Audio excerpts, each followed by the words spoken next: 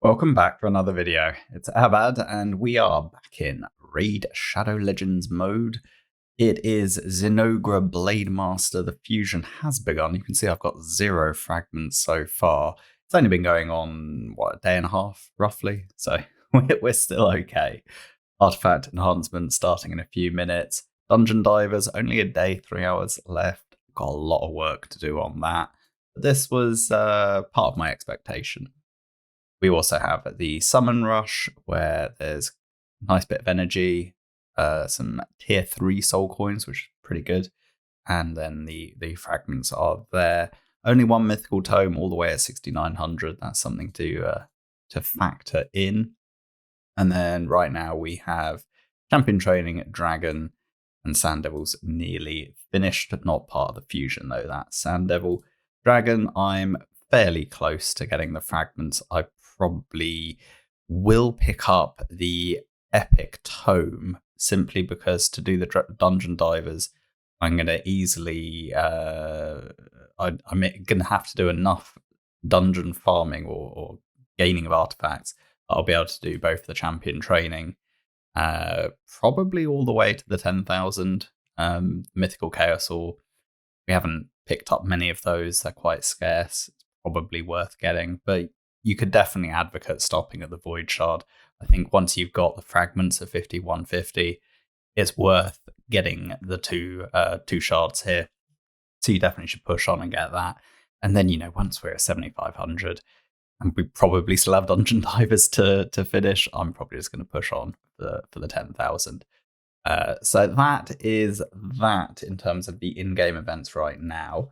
If we jump over to the schedule, the first thing I want to draw to people's attention is we have 135 in total. We say we forget about that. We actually have 115 in total. And given that the summon is 15 there and the other summoning is 15, we can get away with just doing one of them between the Summon Rush and the Champion Chase. However, we know what the point requirements are for the Summon Rush, and they're not that egregious. It's not too bad. We don't know anything about the Champion Chase tournament yet, except that it will probably be 2x Sacred. Let's see if I can type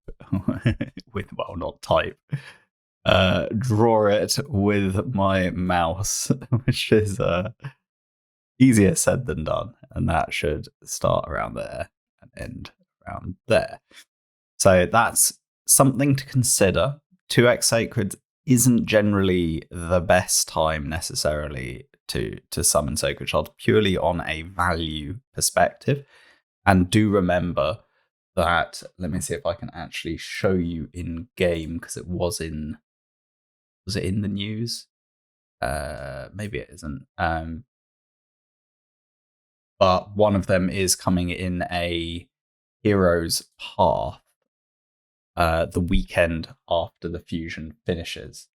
I think I went through it in another video, but basically over here we have more summoning events the following weekend. So I would probably advocate that you definitely pick up these, and we do everything else up to here and make a judgment there. Now, the only ones that I would like to skip, realistically, is probably actually Dungeon Divers 3. But that does coincide with Spider. So what you have to remember is if we skip Dungeon Divers here, so let's just go change color. If we skipped that one, we would then have to do at least 5 fragments there. Now, the reality is, because of CVC, which is going to occur here, and basically it's like that, Dungeon Divers 2 is going to coincide with CVC. So I think there's a really high chance we'll get this done anyway because of CVC. And I'll be doing the Ice Golem basically once CVC begins. So that's when I'm going to be doing Ice Golem on that overlap. We then also have this artifact enhancement event during CVC. So I'll be doing that there. and I'll probably be doing some rank ups. So just the stuff that's going to be CVC value in the champion training event. Now, bear in mind, champion training event doesn't give you points for books. So unfortunately, the champion training tournament does not overlap, which is kind of annoying. It's always preferable if the champion training tournament overlaps with CVC and then we get the book value. But that's roughly where it is. So I'm going to go ahead and do this. I will make a judgment on the champion chase tournament here, but there's a good chance that this will be the one that I might skip. So I will probably be looking to save my sacreds for the following hero path, and basically do the. I can't type that at all. Anyway, you know what I'm saying. I will probably be skipping this champion chase, doing everything else, which does mean I have to do this Dungeon Divers 3. But again, Dungeon Divers 3, this one, overlaps with Spider, and we all need silver. Then there's the artifact enhancement, so this kind of overlaps quite well with each other. It's I don't know what to say really. They're so standardized, these schedules now, that unless you're new to the game, you pretty much know what to expect. The only real decision you have is, do you want to summon both times and then skip all 3 dungeon divers, or do you just want to crack on, do all of the events, skip the one of the summoning, and I would say probably skip the champion chase, personally, because I think you'll have to use more sacreds completing the champion chase than you will the summon rush. And then save your shard resources for the following hero path.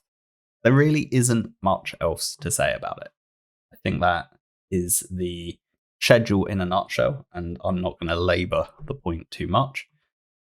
So what does that leave me? Well, it means I have to do this summon rush. If we click here, we have summon rush at 3150. I'm going to use at least 150 through mystery shards doing the champion training. So we're basically talking about 6 sacreds. And then it's really a question of, do I want to do the marginal sacred cost to get any of these legendary tomes and mythical tomes? And I probably don't, is the answer. Now, if we go here and we have a look at what we have to offer, this is where things get a little bit more interesting. Obviously, it's one of the only opportunities to pick up Archer, who everyone would love. You know, fantastic Hydra champion, really strong A3, and decreased speed on the A2. Great for waves because of the stun. So if we have a defense spirit barbarian combination in Curse City, she's going to be absolutely top draw for that as well. It's just frustrating for me that, you know, good passive as well. It's just frustrating that we don't have a guarantee for her. And then, you know, at the end of this relatively short period, no one will ever be able to get her again. Just like, I'm not a fan of that, but I know not everyone agrees. And then we've got Ishma here, who I'm pretty sure is a part of the Lady Makage, and I do not have her. So when I said I'm only going to summon 6 sacreds, it's a little bit contingent on, do I get Ishma or not? Because I kind of need a copy of her. I would hope to get one within 6, because we'll probably end up with 6 epics and we'll be on 25x by the 3rd sacred. But let's just do the first 6 and then we'll make a judgment. We'll see how we go. Epic first off. A duplicate Charlie. We are on 20x. So come on, Ishma. Another one, dupe for me, Zelatar. Like I said, by the 3rd, we will be on 25x. I'd like to pick one up in 6 shards, but it shows you what RNG is like. Masamoto, another dupe for me. I would like to get this lady, Makage, Wuji, another dupe. Just like decent, but not quite good enough. If they made this 100%, I think she'd get a lot more playtime. But I always feel like with epics, they have to give them one really good ability. And that's the difference. Usually legendaries are very good in 2 dimensions or 3 dimensions. Epics have to be at least very good in 1 dimension. And for me, this A3 is not that. The A2 is almost that, but it's not 100%. And then this also isn't that. So she's really lacking that one really strong ability that makes you want to use her.